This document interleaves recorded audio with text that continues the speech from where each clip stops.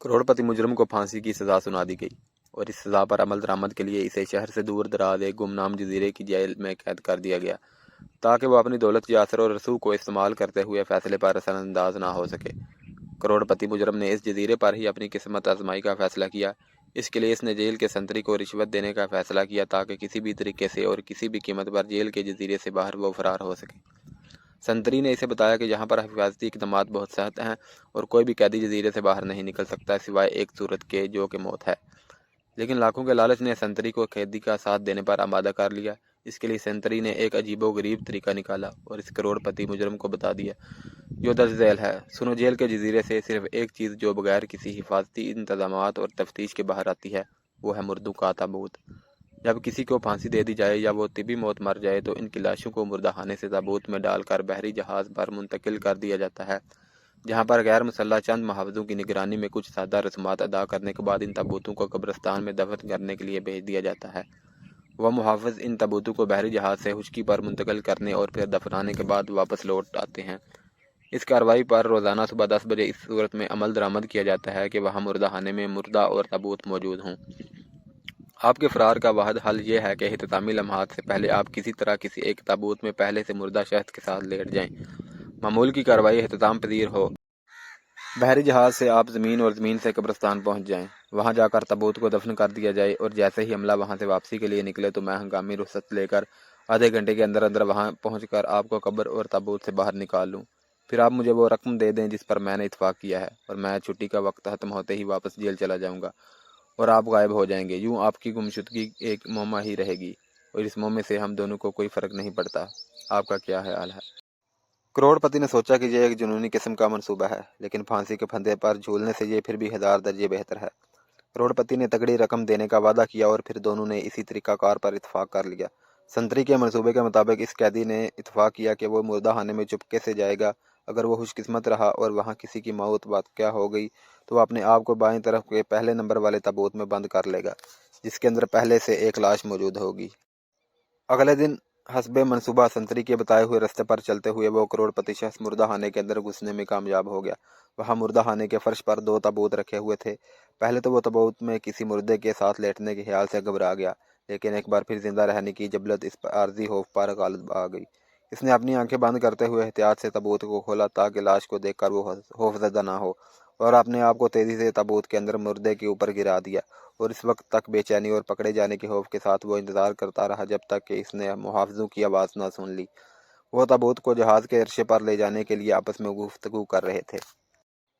مردہ خانے سے لے کر جہاز پر پہنچنے تک اسے قدم بقدم جگہ کی تبدیلی کا احساس ہوتا رہا۔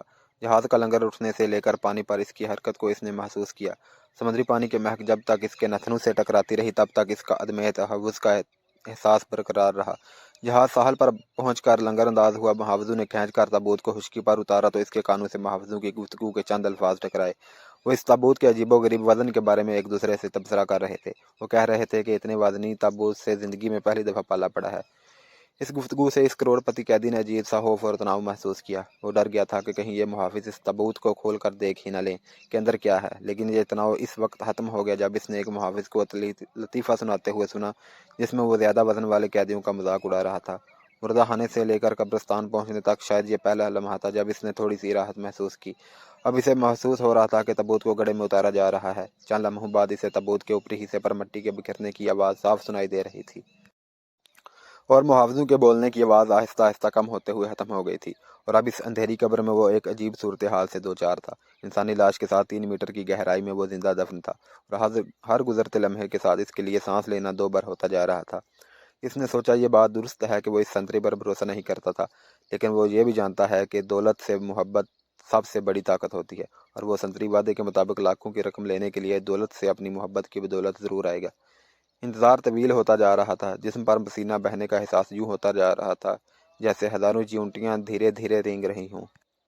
سانسیں دھنکنے کی مانند تیز تیز چلنے لگی تھیں اور حبس سے دم گھٹ رہا تھا۔ خود کو مطمئن کرتے ہوئے وہ کہنے لگا، بس مزید 10 منٹ کی بات ہے، اس کے بعد سب کچھ ٹھیک ہو جائے گا اور وہ دوبارہ آزاد فضاؤں میں سانس لے گا اور ایک بار پھر روشنی دیکھے گا۔ سانس لینے میں وہ دقت کے باعث اب مسلسل کھانسنے لگا تھا۔ مزید 10 منٹ گزر گئے۔ اس قبر میں آکسیجن ختم ہونے والی ہے اور وہ سنتری ابھی تک نہیں آیا۔ اسی سوچ میں تھا کہ اسی نے بہت دور سے قدموں کی آہٹ سنی۔ ان آوازوں کے ساتھ ہی اس کی نبض تیز ہو گئی۔ ضرور یہ وہ سنتری ہی ہوگا۔ آخر وہ آ ہی گیا۔ آواز قریب پہنچ کر پھر دور ہوتی چلی گئی۔ اس نے محسوس کیا کہ اسے ہسٹیریا کا دورہ پڑ رہا ہے۔ اسے ایسے محسوس ہونے لگا جیسے لاش حرکت کر رہی ہو۔ ساتھ ہی اس نے تصور میں دیکھا کہ اس کے نیچے دبا ہوا مردہ آدمی اس کی حالت پر طنزیہ انداز میں مسکرا رہا ہے۔ اچانک اسے یاد آیا کہ اس کی جیب میں ماچس کی ڈبیا ہے اور تیلی سلگا کر وہ اپنی کلائی پر بندی گھڑی میں وقت دیکھ سکتا ہے کہ سنتری کے وعدے کے مطابق کتنا وقت گزر گیا ہے اور کتنا باقی ہے۔ اسے امید تھی کہ سنتری کے بتائے ہوئے وقت میں سے ابھی چند منٹ باقی ہوں گے۔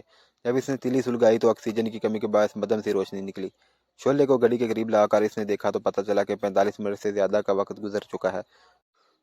گھڑی میں وقت دیکھ کر اب وہ حقیقی معنوں میں خوف زدہ ہو چکا تھا۔ ملگجی روشنی میں اسے محسوس ہوا کہ اس کا چہرہ مردے کے چہرے کے بالکل قریب ہے۔ اس نے خود سے سوال کیا، کیا مردہ شخص کا چہرہ دیکھنا اسے مزید خوف میں مبتلا کر دے گا؟ تجسس اور خوف کے ساتھ اس نے اپنی گردن موڑی، شعلے کو لاش کے چہرے کے قریب کیا اور دہشت کے مارے اس کی ریڑھ کی ہڈی میں سرد لہر دوڑ گئی۔ مرنے سے پہلے اس نے دیکھا کہ یہ تو اسی شخص کا چہرہ ہے جسے زندہ دیکھنے کی امید میں وہ یہاں زندہ دفن تھا۔ وہ اسی سنتری کی لاش تھی۔